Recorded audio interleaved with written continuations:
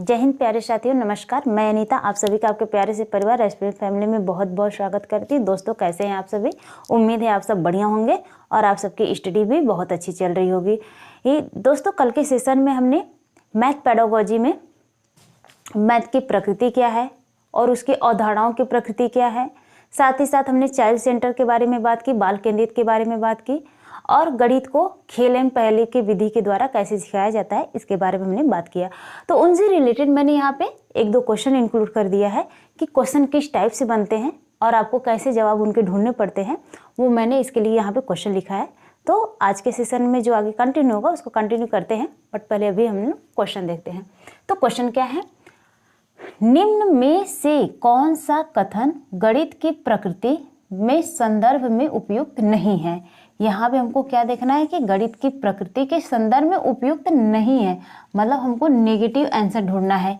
एक ये बात याद रखिएगा, जब भी आपके क्वेश्चन में अगर नहीं शब्द आ गया तो आपको आंसर जो होता है वो भी नेगेटिव ही ढूंढना पड़ता है। तो हम देखते हैं, पहला हमारा ऑप्शन क्या है? इसकी प्रकृति पदानुक्रम होती है। जो गणित की प्रकृति है, गणित की प्रकृति पदानुक्रम होती है। तो अभी हमने पिछले क्लास में क्या पढ़ा कि गणित की जो प्रकृति होती है वो पदानुक्रम होती है और श्रेणीबद्ध होती है। कैसी होती है? पदानुक्रम और श्रेणीबद्ध। तो यहाँ पे पदानुक्रम है तो ये क्या हो गया? हमारा पॉजिटिव हो गया। क्या हो गया? पॉजिटिव हो गया। नेक्स्ट ऑप्शन क्या है? तो गणितीय अवधारणाओं की प्रकृति अमूर्त होती है। तो गणित कैसी होती है? गणित एक अमूर्त प्रकृति की भाषा है। तो कैसी होती है? अमूर्त। अमूर्त शब्द क्या है यहाँ पे? पॉजिटिव हो गया। नेक्स्ट पॉइंट हमारा क्या है कि यह विज्ञान की तरह ही होती है जो कि अवलोकन पर आधारित होती है। नो, गणित हमारी जो होती है, गणित एक विज्ञान का पार्ट है, बट यह अवलोकन पर आधारित न होकर अन्वेषण पे आधारित होती है। किस पे आधारित होती है? अन्वेषण। ज़्यादा इसका फोकस अन्वेषण पे ही होता है। तो ये कहीं ना कहीं नेगेटिव सेंस है। और यह निहित प्रतिमानों को उजागर करता है। प्रतिमान, प्रतिमान का अर्थ होता है चिन्ह। प्रतिमान का क्या अर्थ होता है? चिन्ह। तो यह चिन्हों को उजागर करती है। तो ऑलरेडी जो मैथ होता है वो हमारा चिन्हों पर ही चलता है। तो ये भी क्या है? पॉजिटिव है। तो इसमें से नेगेटिव जो है तो ये है। तो option C is right answer हो जाएगा कि गणित की जो प्रकृति के संदर्भ में उपयुक्त नहीं है तो वह है यह विज्ञान की तरह होती है। ये यहाँ तक तो सही है, यहाँ तक पॉजिटिव है, लेकिन ये जो अवलोकन पर आधारित होता है तो ये केवल अवलोकन पर आधारित नहीं होता है। तो ये ऑप्शन सी हमारा इसमें क्या हो जाएगा? राइट आंसर हो जाएगा। नेक्स्ट पॉइंट हमारा क्या है? नेक्स्ट क्वेश्चन हमारा, गणित को पढ़ने के लिए खेल एवं पहेलियां खेल एवं पहेलियां प्रभावकारी रणनीतियां हैं क्योंकि यह निम्नलिखित को बढ़ावा देने में सहायक होती है। किसको बढ़ावा देने में सहायक होती है? देखते हैं। कार्यविधि समझ को, नेक्स्ट है संकल्पनात्मक समझ को, उपयोग आधारित समझ को, तथ्यात्मक समझ को। तो जो हमारा खेल एवं पहेली विधि होता है वो सबसे ज़्यादा हमारा संकल्पनात्मक समझ को बढ़ाता है, मतलब हमारा क्रिएटिविटी को बढ़ावा देता है। तो ऑप्शन बी इज राइट। सो साथियों, ऐसे ही आपको क्वेश्चन देखने को मिलते हैं। तो चलिए आज के सेशन में हम पढ़ते हैं कि गतिविधि आधारित कक्षा क्या है। कल के क्वेश्चन में हमने चाइल्ड सेंटर देख लिया था। आज हम देखते हैं कि गतिविधि आधारित कक्षा किसे कहते हैं।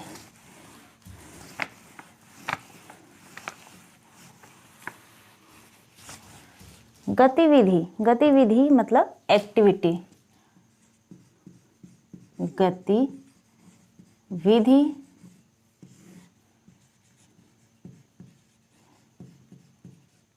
आधारित कक्षा। कैसी कक्षा है? गतिविधि आधारित कक्षा है। Activity centred class. क्लास का जो सेंटर होगा वो एक्टिविटी पे ज़्यादा फोकस किया जाएगा।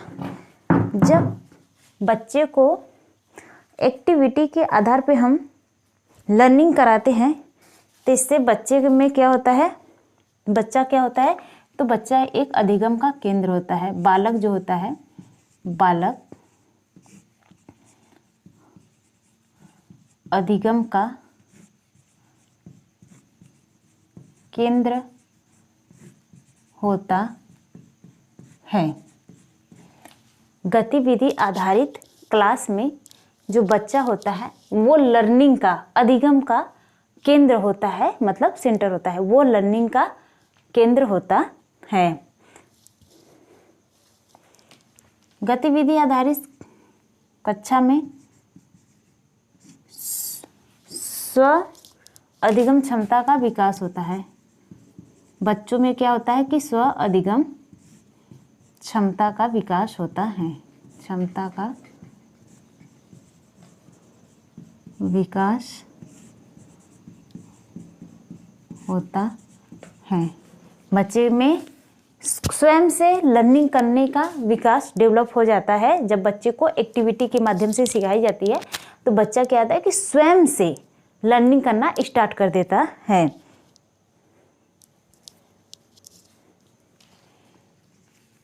और क्या बच्चे में क्या आता है कि खोजी क्षमता का विकास हो जाता है।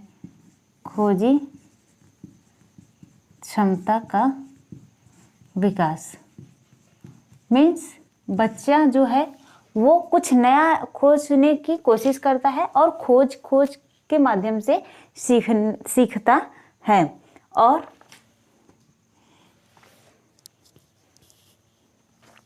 स्वयं के ज्ञान के मूल्यांकन पर जोर देता है। स्वयं के ज्ञान के मूल्यांकन पर बल देता है।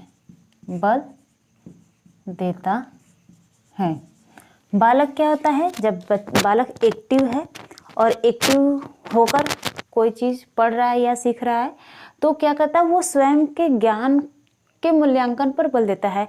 कहने का मतलब ये है कि वो खुद का मूल्यांकन करना शुरू कर देता है कि कितना हम सीख पा रहे, कितना नहीं सीख पा रहे हैं। तो वही है कि वो स्वयं के ज्ञान का मूल्यांकन करता है या अपने मूल्यांकन पर बल देता है।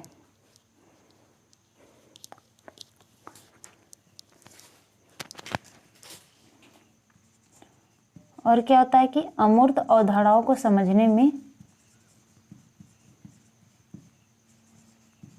मूर्त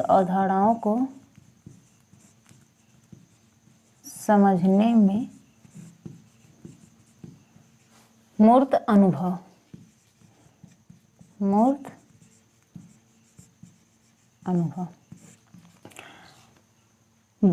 अगर बालक एक्टिविटी के माध्यम से सीख रहा है तो वो जो गणित की अमूर्त अवधारणा है उसको भी वो मूर्त के रूप में सीख जाता है। अब हम देखते हैं क्या नेक्स्ट, आदर्श शिक्षक। आदर्श शिक्षक क्या है? आदर्श शिक्षक हम किसको कहेंगे? सबसे पहले हम देखते हैं आदर्श शिक्षक। आदर्श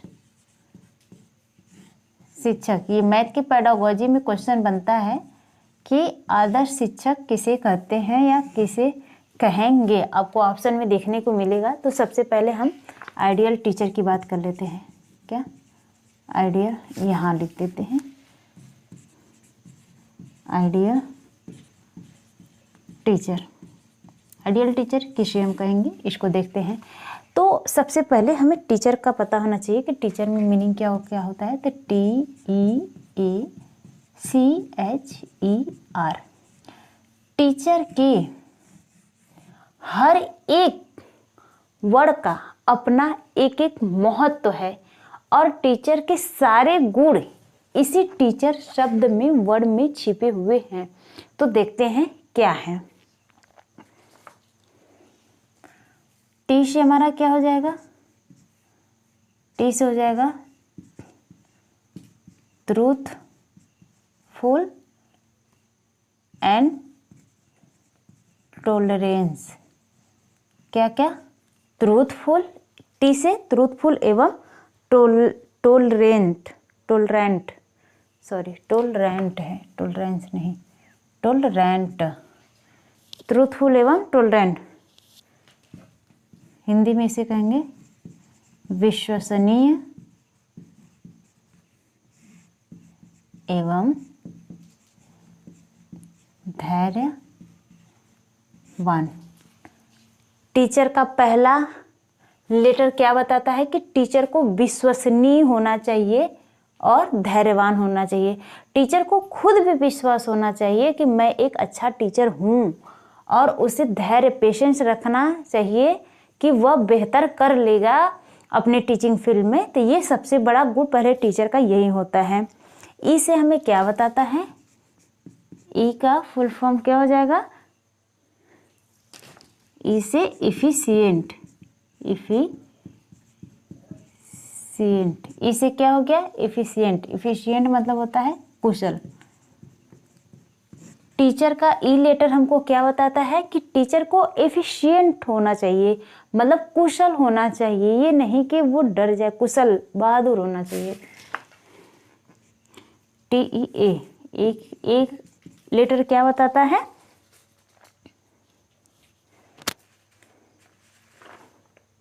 ए बताता है FAT नोट। सॉरी, थोड़ा सा इंग्लिश, अफेक्टिव नेट सही है। टीचर को कैसा होना चाहिए? अफेक्टिव नेट होना चाहिए, जिसका अर्थ होता है मिलनसार। क्या? मिलनसार होना चाहिए। टीचर एक मिलनसार व्यक्ति होना चाहिए ताकि वह बच्चों के साथ घुलने मिलने में आसानी से, मतलब बच्चों के साथ घुल मिले, इस तरीके का टीचर का बिहेवियर होना चाहिए। और वह हर एक बच्चे से एक मित्रवत का व्यवहार करे, बहुत ज़्यादा बच्चा उनसे मिलनसार फील कर सके। इस टीचर के गुण होते हैं। उसके बाद सी लेटर हमको क्या बताता है कि command over subject, command over subject. क्या? कमांड ओवर सब्जेक्ट, विषय पर अधिकार, विषय पर अधिकार। सी से कमांड ओवर सब्जेक्ट, टीचर को अपने विषय पर कमांड होना चाहिए, एकदम पूरा अच्छे से कमांड या अधिकार होना चाहिए। मान लीजिए कोई टीचर मैथ का है, तो उसे मैथ के हर एक पार्ट का बहुत ही बेहतर तरीके से नॉलेज होना चाहिए, और उसका कमांड एकदम बेहतर होना चाहिए कि बच्चा कहीं से क्वेश्चन करे तो वो जवाब देने में सफल रहे, ना कि वो टाल मटोल करने में। तो यही होता है कि अपने विषय में वो कमांड लिए हुए हो, एकदम अधिकार हो उस विषय पर उसका। टीचर का एच लेटर क्या बताता है? एच लेटर बताता है हेल्थ। हेल्थ मतलब स्वास्थ्य। टीचर का स्वास्थ्य कैसा होना चाहिए? तो टीचर का जो स्वास्थ्य है वो बेहतर होना चाहिए। ये नहीं कि टीचर बीमार है और क्लास में जाए, एंट्री करे और आराम से सोए, थकान महसूस हो, तो बच्चा उनसे क्या सीखेगा? कुछ नहीं। तो इसलिए टीचर को अपने हेल्थ की भी बहुत ज़्यादा ज़रूरत है कि ध्यान रखे, और हेल्दी होना ज़रूरी है। और इसीलिए टीचर का एच लेटर क्या बताता है कि टीचर को एक अच्छा टीचर बनना है या कुशल टीचर बनना है, आदर्श टीचर बनना है, तो उनसे अपने हेल्थ का भी ध्यान रखना पड़ेगा। ई से क्या बताता है? ई से बताता है हमारा ईगर। ई से ईगर, ईगर मतलब उत्सुक।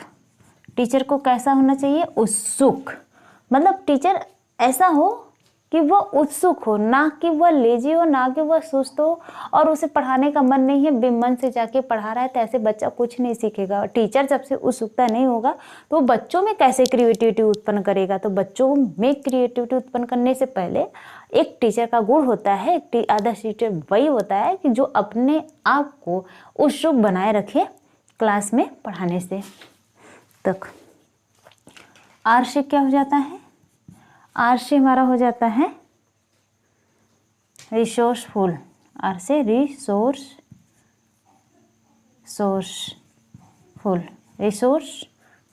आर से रिसोर्सफुल, सॉरी SOUR, ठीक। रिसोर्सफुल, साधन संपन्न, टीचर को कैसा होना चाहिए? साधन संपन्न। एक आदर्श टीचर वही है जिसके पास साधन संपन्न है, मतलब टीचर जो भी सब्जेक्ट पढ़ाने जा रहा है उस सब्जेक्ट से रिलेटेड जो जो चीज़ की सामग्री के और नीड्स है वो टीचर के पास अवेलेबल होने चाहिए, वो साधन से संपन्न होना चाहिए। ये नहीं कि बच्चे को फिजिक्स पढ़ाने जा रहे हैं और प्रैक्टिकल लैब में ले जाइए और वहाँ पे इंस्ट्रूमेंट ही ना हो तो बच्चे प्रैक्टिकल क्या करेंगे। तो इसीलिए टीचर जो भी टॉपिक पढ़ाने जा रहा है उससे रिलेटेड उसका जो भी साधन है वो उसे अपने पास ज़रूर रखे। तो ये है एक टीचर का गुण।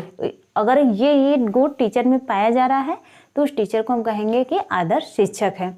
आदर्श शिक्षक का क्या गुण है कि पहले टीचर को विश्वसनीय और धैर्यवान होना चाहिए, कुशल होना चाहिए और टीचर को मिलनसार होना चाहिए, अपने विषय पर उनका अधिकार होना चाहिए और उनका स्वास्थ्य भी बढ़िया होना